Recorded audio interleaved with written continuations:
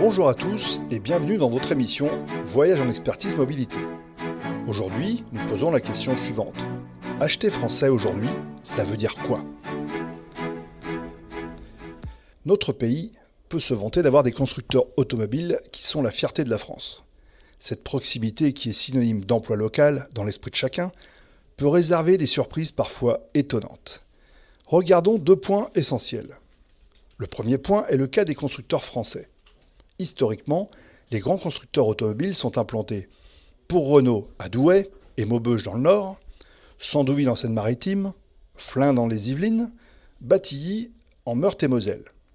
Pour Peugeot et Citroën, Sochaux dans le Doubs, Mulhouse dans le Haut-Rhin, Rennes en Ille-et-Vilaine, Poissy dans les Yvelines et Ordin dans le Nord. 42. C'est le nombre de modèles commercialisés en France par nos constructeurs tricolores.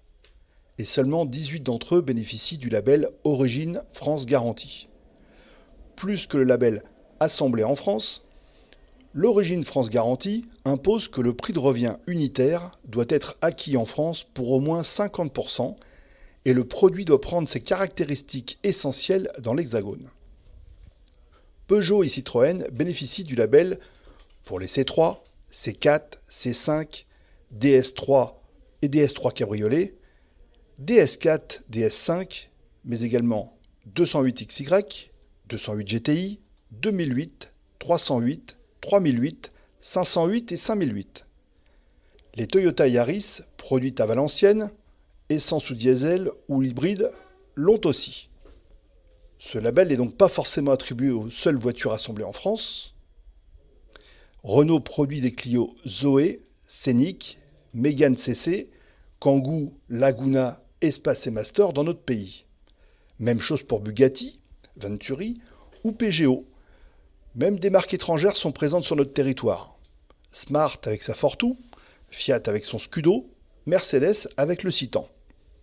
Les 24 autres modèles qui ne bénéficient pas du label Origine France Garantie sont fabriqués en Espagne, Maroc, Slovaquie, Slovénie, République tchèque, voire dans des contrées lointaines comme la Chine, la Corée du Sud ou le Japon. Parmi ces pays, l'Espagne a la préférence de nos constructeurs qui construisent 10 modèles. Le second cas est le cas des constructeurs étrangers qui peuvent influer sur l'emploi local en France. Je vais prendre le cas d'un constructeur allemand qui fabrique des automobiles, des motos et scooters et les distribue en France. Dans les faits, ce sont 6000 salariés qui travaillent au quotidien sur le territoire national. En 2020, ce sont des achats à hauteur de 3,5 milliards d'euros auprès des équipementiers français comme Valeo, Michelin, Plasticomium ou encore Sogefi. Et 2 usines réputées sauvées en France grâce à des contrats avec ce constructeur. Cela concerne une usine de production de culasses moteurs dans l'Oise et une usine de production de boîtes automatiques basée à Strasbourg. Comme vous le constatez, acheter français, c'est d'abord un point de vue souvent pointé sur l'origine géographique de la marque. Avec la mondialisation, notre point de vue doit s'adapter et prendre en compte que pour vouloir acheter français, acheter un véhicule léger Toyota Yaris, par exemple, fait plus travailler un salarié français dans le Nord qu'acheter une Renault Clio qui est fabriquée en Slovénie et en Turquie. Que vous soyez orienté lieu de fabrication, lieu d'assemblage ou emploi local, nous sommes à votre disposition pour vous aider et vous accompagner sur vos sujets mobilité.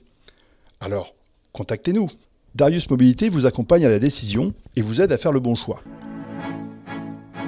Nous nous retrouverons pour le prochain podcast lié à la mobilité sur le thème Indemnité kilométrique ou véhicule de société, c'est quoi le bon choix ? D'ici là, bonne route et prenez soin de vous.